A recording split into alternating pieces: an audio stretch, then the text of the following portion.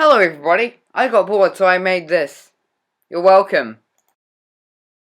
Alternate history is very interesting to think about at times. So, today I'm going to be showing you something that I whipped up over the last few weeks. Dylan's World does some amazing videos on these, so I decided I would try one out for myself. So, today I present to you Alternate USA. Our story starts in 1776, when the USA declared independence from Great Britain. In this scenario, the USA acquired more lands in the Revolution than our current scenario, gaining New Brunswick and Nova Scotia from Canada. So instead of 13, they were 15 at first. Yes, I know how much that would change, but just, deal with it. Fast forward to the annexation of Texas. Just the same in our scenario, Mexico claims Texas as part of their land, so they declare war on the USA. Unlike in our scenario, the war lasts a bit longer, which results in the US gaining more lands than it did in our scenario. Now you may notice the irregularity of Vancouver Island. Well, I do have an explanation for this. In our alternate scenario, instead of the border swooping around to give Vancouver Island to Canada, it's given in favour of the US instead. Now moving on. In 1994, Michigan's Upper Peninsula saw a huge movement take over the region, which resulted in the peninsula splitting from Michigan and becoming its own state. Also, in the year prior, when Washington D.C.'s statehood was debated on, the Senate was much more democratic, so it ended up getting statehood. That leaves the continental US completed. Right, let's move on.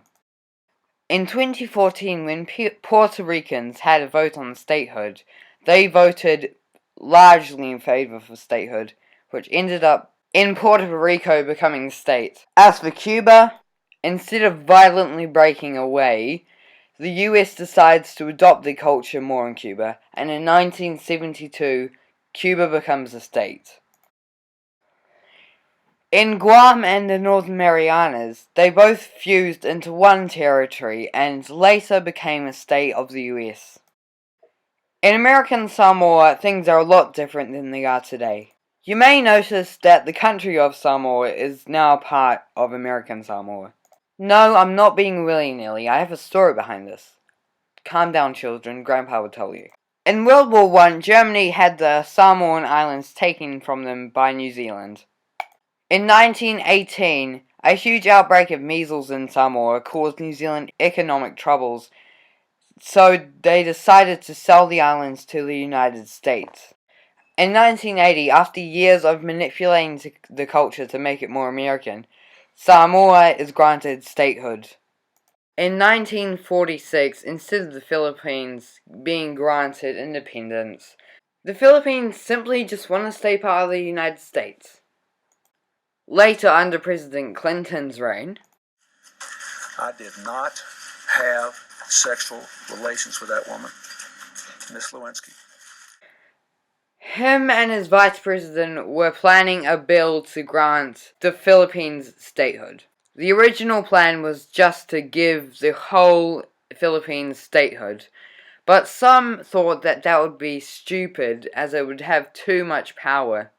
After all, it does have a population of almost 100 million.